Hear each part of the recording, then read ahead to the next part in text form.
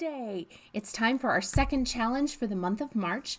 This week we are doing bookmarks. So last week we had some really cool coloring pages turned in, and there's still time to turn those in today, Wednesday, March 10th. If you have one of those created, go ahead and bring that to the circulation desk by close today, and then we'll announce our winners, the ones that we'll use this summer, tomorrow.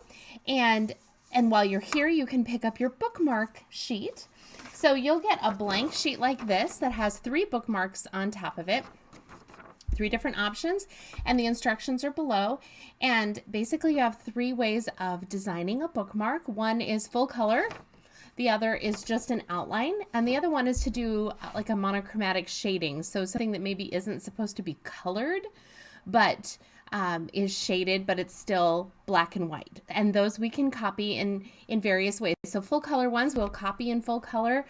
The coloring page style ones, like this one that I did, would be, we can do those on like white or cream colored cardstock, or we can do them on colored cardstock. And then the monochromatic ones can also go on colored cardstock, which makes it more fun for readers to have some bright colors. So I just thought I'd show you how these kind of ended up. So here is the outline one, the one that looks like a coloring page. This is on as close to white as we have and on colored cardstock. So these could be colored by whoever chose this bookmark, or left just the way they are. This one is one of the full color ones I did, and again, it works on both the white and on colored cardstock. It just kind of depends. And as I was doing this one, I realized that it doesn't necessarily have to be our world, right? It could be an alien. Reading colors the aliens world. We've done lots of stuff with aliens since I came to the library, since it was a space theme that particular year. So maybe it's an alien planet. And then reading is amazing. Those of you who've been in the meeting room since last August saw all of my llamas and my fun llama things. I've got a llama pen here and various llama stickers and llamas everywhere. I just think llamas are fun. So I did a sideways bookmark, because of course bookmarks can go either direction. And again, this is how it looks on 2 different kinds of cardstock.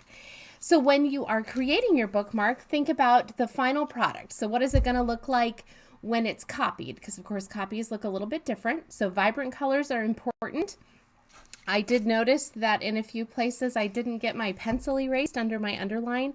It will copy. So if that bothers you, make sure that you get that erased before you turn that in, and erase it after your marker is dry, and then it won't smear and no one will ever even know it was there. One thing I did not put on the instructions here was to use the light feathered strokes like we talked about last week with the coloring page. The lighter you write or draw with your pencil initially, the easier it is to erase and create a clean space on your bookmark when you're all done. Then, of course, remember to put your initials in the bottom or in a corner of your bookmark. Name and phone number on the back of the page so we know how to reach you when the contest is over. And in your kit, you will find a variety of things. Every kit will be a little bit different because we hope every bookmark is a little different. And you are, of course, welcome to add to the kit whatever you have at home. So whatever you have that you want to work with, you may end up with some rainbow stickers or some puffy stickers. I've got some sparkly owls. Not sure how they'd copy. I added my own markers to the mix because I have lots of markers here. Crayon works okay for copying. I did use crayon for my llama bookmark, but I did it very lightly. If you color too hard with crayon, it leaves a wax residue that can sometimes not work well on a copy surface. So just be aware of that. It may or may not work well.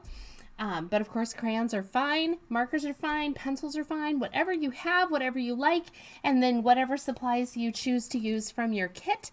And then bring your bookmark page, the whole page, do not cut anything out. Bring the whole page back to the circulation desk by next Wednesday, March 17th, and then we'll choose winners next week on Thursday for our summer reading program bookmarks. So enjoy this program, and I hope you're enjoying all of the other crafts and things that we've been doing too. And I would love to hear some feedback. Leave some comments below. Be sure to give us a like, check us out on YouTube, leave pictures of your process here on Facebook or on Instagram, and have a great Wednesday. Enjoy this spring.